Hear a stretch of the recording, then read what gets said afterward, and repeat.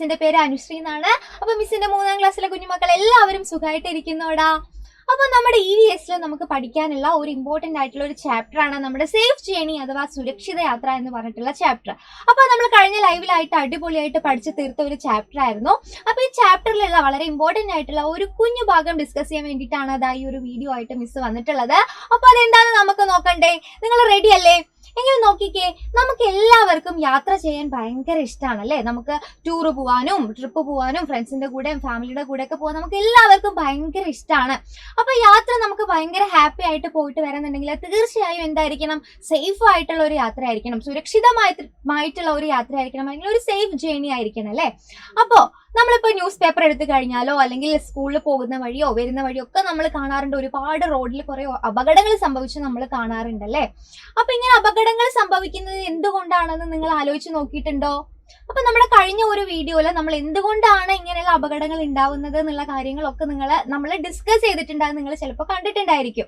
അപ്പൊ എന്തായാലും നമ്മുടെ ഡെയിലി ലൈഫിൽ ഇങ്ങനെ ഒരുപാട് അപകടങ്ങളുടെ എണ്ണം കൂടി വരികയാണ്, ഒരുപാട് അപകടങ്ങൾ സംഭവിക്കുന്നുണ്ട്. അപ്പൊ ഇങ്ങനെയുള്ള അപകടങ്ങളെ കുറയ്ക്കാൻ വേണ്ടി നല്ല ഹാപ്പി ആയിട്ട് സന്തോഷമായിട്ട് യാത്രകൾ പോയിട്ട് വരാൻ വേണ്ടി നമ്മൾ എന്ത് കാര്യങ്ങളാണ് ചെയ്യേണ്ടത്? അപകടങ്ങൾ കുറയ്ക്കാൻ വേണ്ടി നമുക്ക് എന്താണ് ചെയ്യാൻ പറ്റുന്നത്?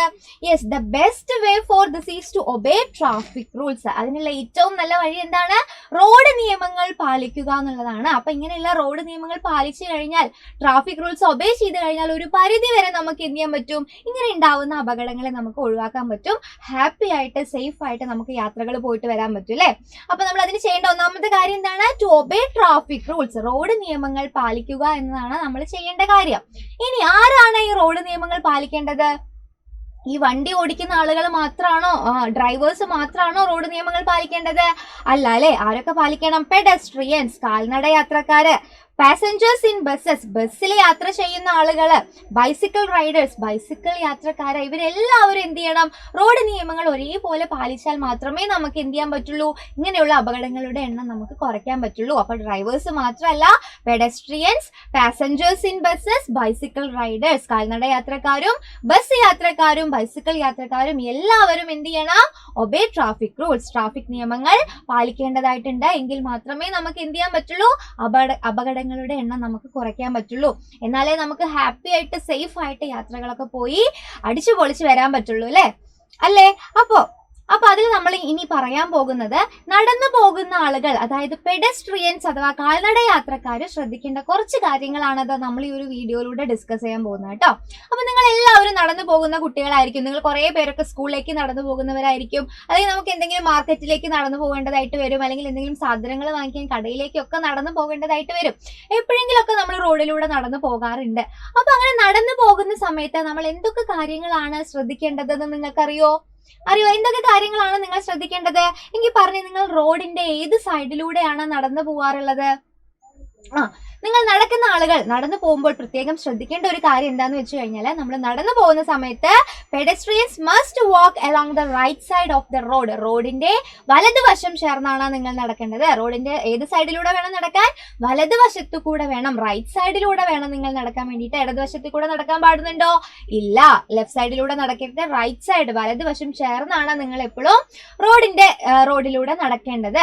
എന്തുകൊണ്ടാണ് നമ്മൾ റൈറ്റ് സൈഡിലൂടെ നടക്കണം അഥവാ വലതുവശം ചേർന്ന് നടക്കണം എന്ന് പറയുന്നത് നിങ്ങൾക്ക് അറിയില്ല. നിങ്ങൾ ഈ ചിത്രം നോക്കിക്കേ. നിങ്ങൾ ഇങ്ങനെ വലതുവശം ചേർന്ന് നടക്കുന്ന സമയത്ത് നിങ്ങളുടെ ഓപ്പോസിറ്റ് ഫ്രണ്ടിൽ നിന്ന് വരുന്ന വണ്ടി നിങ്ങൾക്ക് എന്ത് ചെയ്യാൻ പറ്റും? കാണാൻ പറ്റും. അപ്പൊ ഫ്രണ്ടിൽ നിന്ന് വണ്ടി വരുന്നെങ്കിൽ നമുക്ക് അങ്ങോട്ടോ ഇങ്ങോട്ടോ നീങ്ങി നിൽക്കാനൊക്കെ നിങ്ങൾക്ക് അത് വെച്ച് പറ്റും.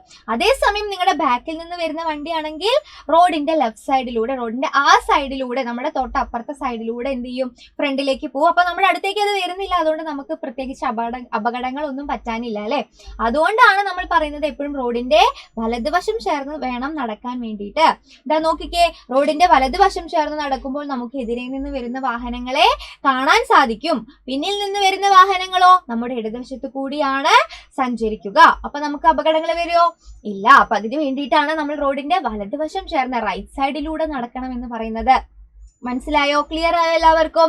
ഇനി അതേപോലെ if there is a footpath walk only on it, നടപ്പാത ഉണ്ടെങ്കിൽ ഇങ്ങനെ റോഡിന്റെ സൈഡിലൂടെ ഇങ്ങനെ നടക്കാൻ വേണ്ടി കുറച്ച് സ്ഥലം ഇങ്ങനെ കെട്ടി വെച്ചിട്ട് കാണാം അല്ലെ, അപ്പൊ അതിനാണ് നമ്മൾ നടപ്പാത അല്ലെങ്കിൽ ഫുട് പാത്ത് എന്ന് പറയുന്നത്. അങ്ങനെ കാണുകയാണെങ്കിൽ അത് ഉണ്ടെങ്കിൽ നിങ്ങൾ തീർച്ചയായും അതിലൂടെ മാത്രമേ എന്ത് ചെയ്യാൻ പാടുള്ളൂ, നടക്കാൻ പാടുള്ളൂ. അത് ഉണ്ടായിട്ട് നമ്മൾ റോഡിലൂടെ ഇറങ്ങി നടന്നു കഴിഞ്ഞാൽ വല്ല വണ്ടി വന്ന് നമ്മൾ ആ വണ്ടിയുടെ കൂടെ അങ്ങോട്ട് പോകൂല്ലേ, അപ്പൊ അത് പാടില്ല. റോഡ് ഉണ്ടെങ്കിലും ഫുട് പാത്ത് ഉണ്ടെങ്കിൽ നമ്മൾ അതിലൂടെ മാത്രമേ എന്ത് ചെയ്യാൻ പാടുള്ളൂ, സഞ്ചരിക്കാൻ പാടുള്ളൂ എന്നുള്ള കാര്യം കൃത്യമായിട്ട് ഓർത്ത് വെക്കുക. അതേപോലെ അടുത്ത ഒരാളാണ്, വളരെ ഇമ്പോർട്ടന്റ് ആയിട്ടുള്ള ഒരാളാണ് നമ്മൾ സീബ്ര ലൈൻ എന്ന് പറയുന്നത്.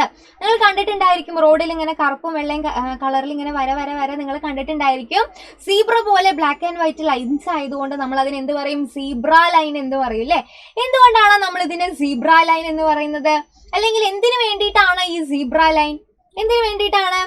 നമുക്ക് റോഡ് ക്രോസ് ചെയ്യാൻ വേണ്ടിയിട്ടാണ്. അപ്പൊ റോഡിന്റെ ഈ സൈഡിൽ നിന്ന് അപ്പുറത്തെ സൈഡിലേക്ക് നമുക്ക് മുറിച്ച് കടക്കണം എന്നുണ്ടെങ്കിൽ റോഡ് ക്രോസ് ചെയ്യാൻ വേണ്ടിയിട്ട് നമുക്ക് സഹായിക്കുന്നതാണ് ആര്, നമ്മുടെ സീബ്ര ലൈൻ എന്ന് പറയുന്നത്. This is where pedestrian should cross the road, it is called zebra line. ഇത് കാൽനട യാത്രക്കാർക്ക് റോഡ് മുറിച്ച് കടക്കാനുള്ള ഇടമാണ്, ഇതിനെ നമ്മൾ സീബ്ര ലൈൻ എന്ന് പറയുന്നു. അപ്പൊ സീബ്ര ലൈൻ ഉണ്ടെങ്കിൽ അതിലൂടെ മാത്രം റോഡ് ക്രോസ് ചെയ്ത് കിടക്കുക. അപ്പൊ നമുക്ക് എന്ത് ചെയ്യില്ല, അപ്പൊ വരുന്ന വാഹനങ്ങൾക്ക് അറിയാം ഇത് സീബ്ര ലൈൻ ആണ്, ആളുകൾ ക്രോസ് ചെയ്യും, അപ്പൊ ഇവിടെ നിർത്തി കൊടുക്കണം എന്ന് അവർക്ക് അറിയാം.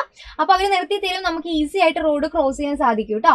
അപ്പൊ അതിനുവേണ്ടി എല്ലാവരും എന്ത് ചെയ്യുക, സീബ്ര ലൈനിലൂടെ മാത്രം റോഡ് മുറിച്ച് കടക്കുക.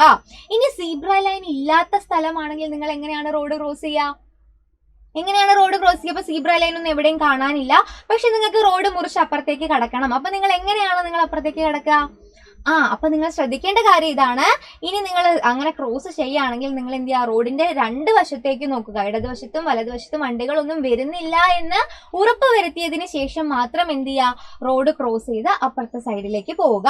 Cross the road only after making sure that vehicles are not coming either from the right side or from the left side of the road. റോഡിന്റെ വലതുവശത്തു നിന്നും ഇടതുവശത്തു നിന്നും വാഹനങ്ങളൊന്നും വരുന്നില്ല എന്ന് ഉറപ്പ് വരുത്തിയതിനു ശേഷം മാത്രം എന്ത് ചെയ്യുക, റോഡ് മുറിച്ച് കടക്കുക. അപ്പൊ ഇത്രയും കാര്യങ്ങൾ ശ്രദ്ധിച്ചു കഴിഞ്ഞാൽ നടന്നു പോകുമ്പോൾ നിങ്ങൾക്കുള്ള അപകടങ്ങൾ എന്ത് ചെയ്യാൻ പറ്റും, കുറയ്ക്കാൻ പറ്റും. അപ്പൊ അതാണ് മിസ്സിന് പറയാനുള്ളത്. കുറച്ച് കാര്യമുള്ളൂ, നടന്നു പോകുന്നവർ ശ്രദ്ധിക്കേണ്ട കുറച്ച് കാര്യങ്ങളാണ് മിസ് പറഞ്ഞത്. റോഡിന്റെ വലതുവശം ചേർന്ന് നടക്കണം, ഫുട്പാത്തിലൂടെ മാത്രം നടക്കണം, സീബ്ര ലൈനിലൂടെ ക്രോസ് ചെയ്യണം എന്നുള്ള കാര്യം. അപ്പൊ ഈ ഒരു കാര്യങ്ങൾ എല്ലാവരും മനസ്സിൽ വെക്കുക, കൃത്യമായിട്ട് അതൊക്കെ ഒബേ ചെയ്യുക. അപ്പൊ എന്താണ്, എല്ലാവർക്കും സേഫ് ആയിട്ടുള്ള സുരക്ഷിതമായിട്ടുള്ള ഒരു യാത്ര നിങ്ങൾക്ക് പോസിബിൾ ആണ്. ഇനി ഇത് മാത്രമല്ല, നമുക്ക് ഇനി ഒരുപാട് ട്രാഫിക് റൂൾസ് ഒക്കെ പഠിക്കാനുണ്ട്. അപ്പൊ വരുന്ന വീഡിയോസിൽ നമ്മൾ അങ്ങനത്തെ എല്ലാ കാര്യങ്ങളും ഡിസ്കസ് ചെയ്യും. ഓക്കെ, അപ്പൊ എല്ലാവർക്കും താങ്ക് യു.